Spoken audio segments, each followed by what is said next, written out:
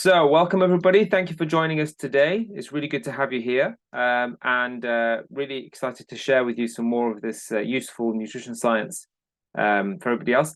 Because this is what I do. I know this stuff, but I also recognize that it's really useful stuff, right, to understand how everything works. So, by you being empowered with knowledge, you can then translate that science into your individual circumstances, and with time, this really becomes an easily manageable issue. Yeah, two-thirds of the population is overweight, but if you look back at photos back in the 50s or something like that, you'd rarely see that. Yeah, cool. Yeah, so previous sessions are recorded. They're on our YouTube channel. So if you're not sure where to go, I can send you the links to that. Okay. But today we're going to focus on this topic, which is how to minimize hunger when trying to lose weight. So there's a big problem. You want to lose weight, you want to get those pounds off, but then every time that you try to do it, the hunger is so powerful that it stops you in your tracks. The good news is that you can do something about it. Okay, you can do something about it. It does get better, to the degree where it becomes like a non-issue, hopefully. Yeah. So let's explain how this works. So first of all, we need to understand what actually is hunger. And hunger is basically when your energy, or your reserves are nearing emptying. So the body kicks in and says, hey, go and get some food. You need to replenish, otherwise you're going to have problems. Okay. And it's driven by a hormone called ghrelin. So this is what's called the hunger hormone. Yeah. Ghrelin is what drives your hunger. And so we need to get this in check. So one of the key things we want to talk about today is what drives ghrelin. So ghrelin is increased, yeah, and that causes you to accelerate.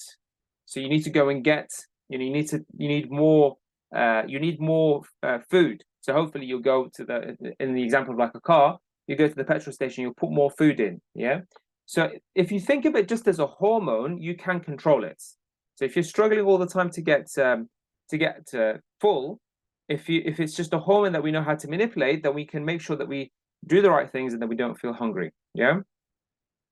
So ghrelin causes high intake of food. Yeah, you can see in the study here that it says ghrelin has been seen to promote increased food intake, weight gain, and adiposity in rodents. So endogenous ghrelin is potentially important new regulator of complex systems in controlling food intake and body weight. So that is the key hormone that we talk about when we're thinking about hunger.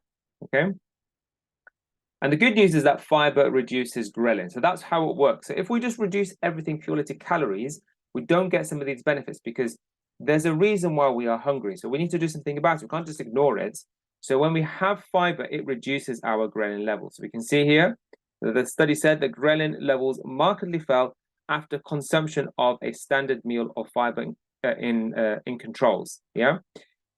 So think of the foods that are high in fiber. Now, I'll give you the conclusion to today's presentation, a simple thing that you can take away, fiber. Yeah, fiber helps with satiety in lots of different ways. One of those is to reduce our ghrelin levels.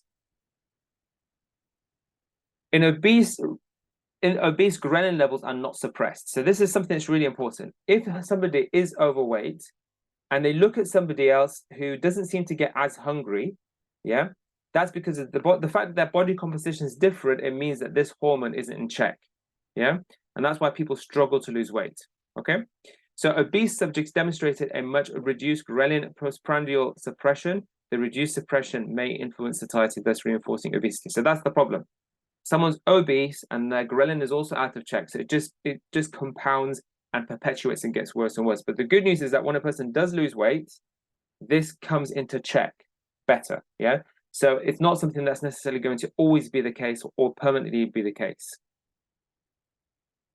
The other thing that really helps with ghrelin, the other thing that really helps with hunger and eating in general is what's called fat-free mass. Fat-free mass basically is muscle mass, yeah? Now, muscle mass needs high energy demands. So if you put the investment to build some muscle, yeah? And we're not talking about becoming a bodybuilder, we're just talking about doing some resistance training, maybe just some push-ups and pull-ups from home. Starts with some really basic push-ups, build up to full push-ups, and then different types of push-ups, weighted push-ups. Maybe if you have some dumbbells at home, it's really worth the investment to build a bit of muscle mass, okay? Because this fat-free mass and fat mass have opposing effects on homeostasis. So your muscle, as it starts to grow, starts to counter the troubles you've had when you have lots of fat, yeah? So we can see here, food and macronutrient intake are predicted by FEMI and a lesser degree by FMI. So FFM and FM may have opposing effects on energy homeostasis. So FFM is muscles, basically fat-free mass, and then fat mass is fat, yeah? So as you change the composition of your body, it has the added benefit of being easier to then maintain. So one of the things I would say to people, look, can't you invest like 3 to 6 months in getting this thing sorted and then living the rest of your life not worrying about it? Yeah. People suffer for decades. They're not willing to sacrifice a 3 to 6 month window period. There may be some pain initially. You might initially face some hunger, etc., but it's worth it in the long term. Okay.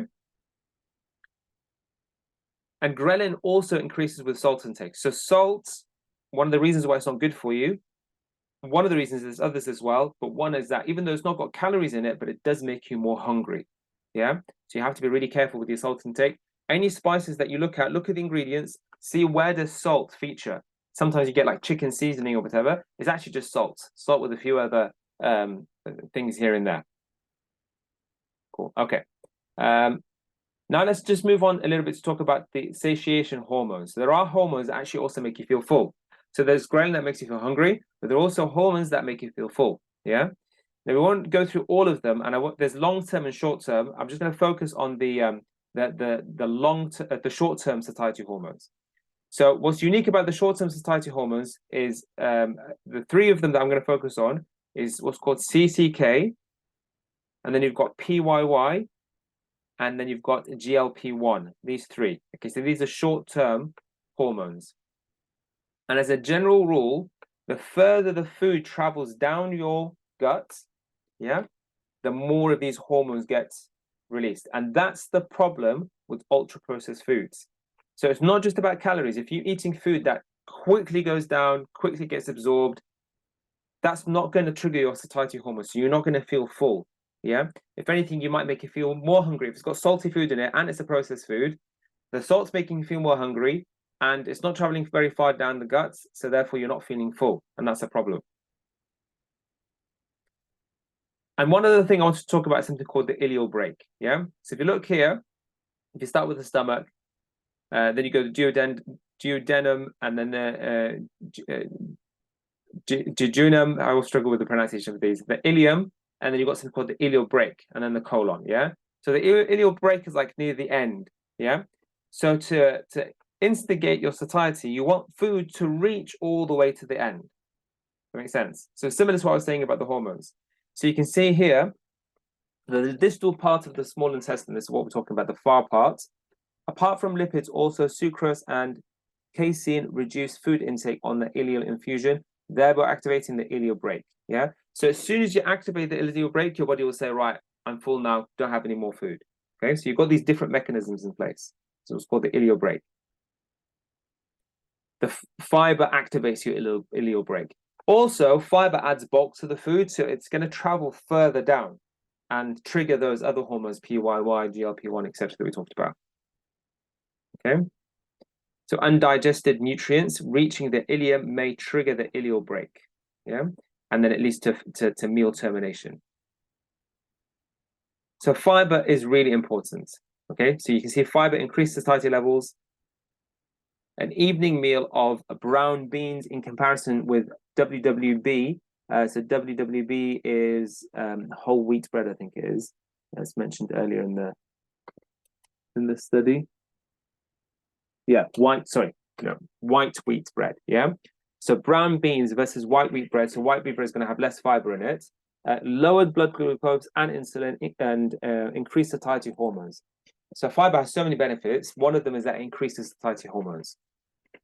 Okay, so increase your fiber intake. Have a think about these three things. How much legumes do you have in your food? Beans, split peas, other types of garden peas, whole grains, and we're talking about like proper whole grains, not wholemeal bread, which might be 50% white flour. Could it's a processed food. Proper whole grains. How many whole grains do you have in your diet, and fruits and vegetables. Yeah. If we calorie count everything, then we might not have these foods. But if you think about it from the perspective of satiety, especially as you're going through the process of losing weight and your hormones are kind of readjusting, etc., you want that all to be working properly. And then also build muscle. Make that investment to start doing some resistance training to build that muscle. Okay. So that's all I want to talk about in terms of the presentation today. Thank you very much for joining. Just 1 second. Brilliant. Okay, so does anybody have any questions or want to discuss anything related to what we talked about, or even other topics that we've covered before? Maybe like a personal struggle or something that you're. We'll prioritize things that are on topic. But if anybody has anything else that they want to discuss, we can discuss that as well. So over to you.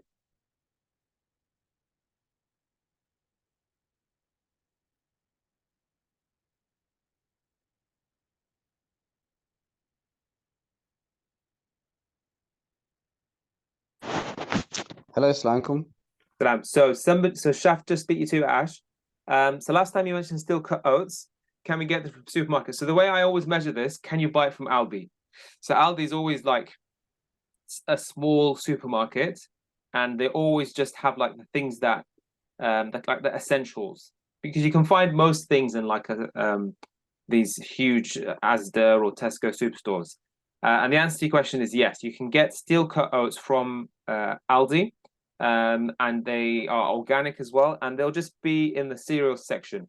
It's like a pouch like this, and you can just buy it, and that's a brilliant whole grain option. Yeah, it's a really good whole grain option. I always try at least once or twice a week to just eat it, even not because I'm just to get some whole grain into my system. Yeah, so that's a really good option. Yes, Hash, over to you. You want to say something? Yes, Assalamualaikum. You mentioned about the fiber that suppresses the satiety for the ghrelin. What about actual fats in the diet? Do they help in the adding fats in the diet? So it depends what source you're getting your fats from and what type of fat we're talking about. So, for example, an avocado is high in fats, and it's high in monounsaturated fats, which are generally regarded as good fats, healthy fats. Yeah, but alongside that fat, you will find fiber as well.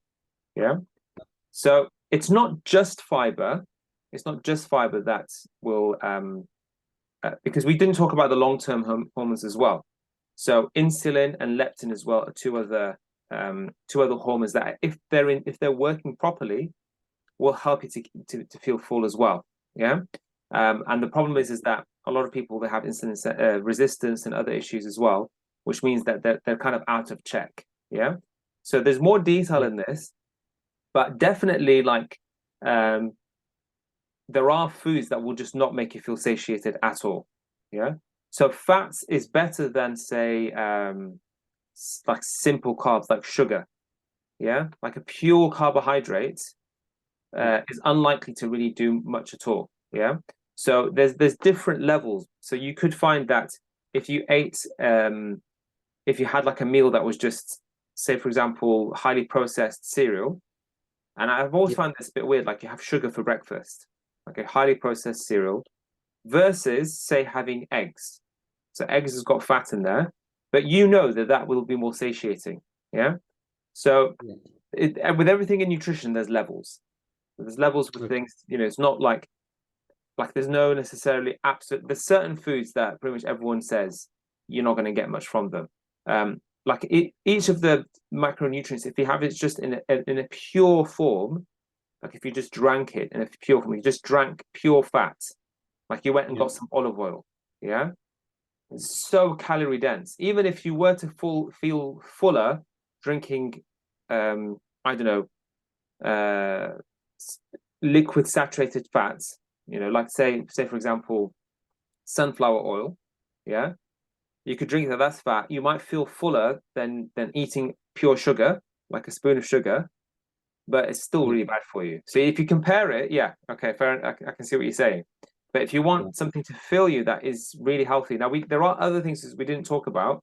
So the other thing that really helps to fill you is water, which is why fruits are very high and vegetables are high in water content. And water does also make you feel full as well. And the other one is air.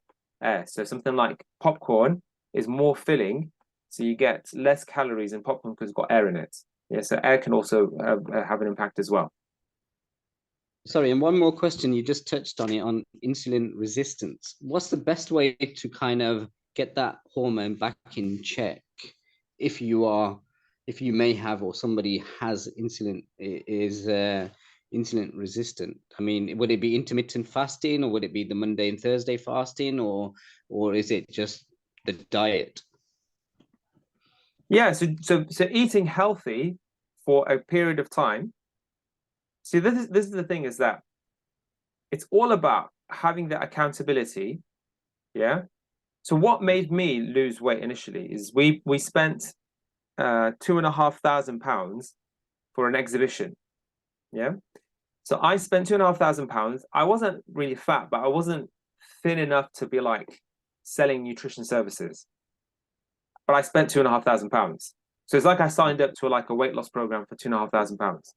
And that was the first time in my life that I was like super healthy for like, I don't know, 6 months or whatever, 3 months, because I was going to lose, it had a financial component.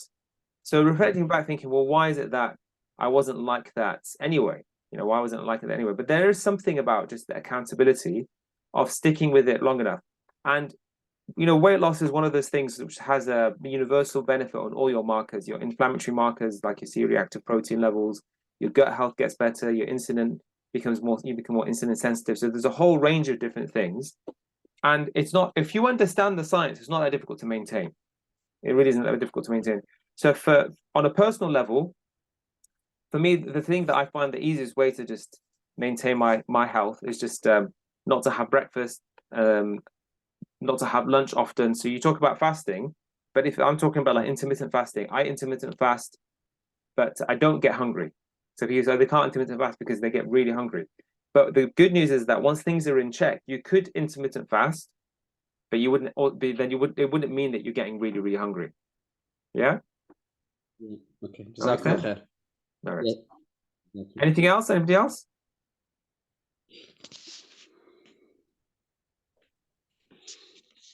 No? Okay, cool. So I'm just skipping up to the top. So I think if you are struggling with your hunger, make sure that you focus on thinking about ghrelin. Like if you're feeling that hunger, and then if you when you feel satiated, look at the food. Try and analyze the food. What is in that food? Try and get a sense for how much of it is fiber, how much of it is fat, how much of it. The other macronutrient that I didn't. This is something I didn't mention because I wanted to keep this short. Protein more than fat. I don't know who it was. I think it might have been Ash. But protein is the most satiating macronutrient. So often when you have something like meat, it satiates you because it's got protein, not because it's got fat. Yeah. So protein is satiating. So that's another thing that you can take away. So we said fiber, we said water, we said air, and also protein as well. So protein is very satiating. And on that note, we'll leave it there. So thanks very much for joining us. Hopefully you've benefited, and I'll see you in the next session, hopefully.